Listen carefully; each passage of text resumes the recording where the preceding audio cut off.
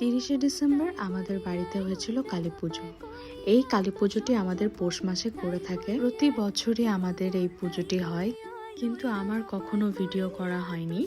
এইবার ভিডিওটা করেছি কারণ এইবার পুজোর টাইমটা সন্ধ্যাবেলা পড়েছে, আর না হলে সবসময় এই পুজোটি রাতের বেলা হয়।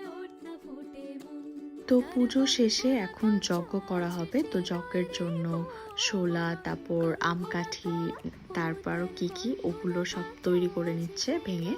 তো মা এখানে ঘি দিচ্ছে কারণ এটা আগুনে দিতে হবে।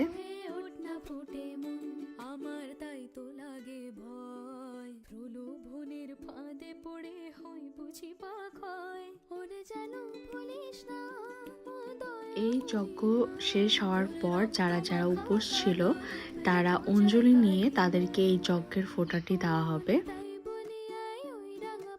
তো এখানে যজ্ঞ হচ্ছে আর ওইখানে খিচুড়ি রান্না হচ্ছে।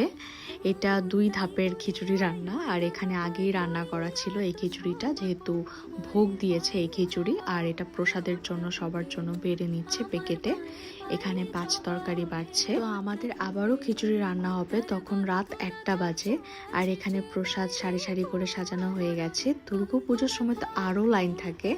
তো এখানে আমার অঞ্জলি নেওয়ার পর আমি আমার পছন্দের গুড়ের সন্দেশটা নিয়ে নিলাম।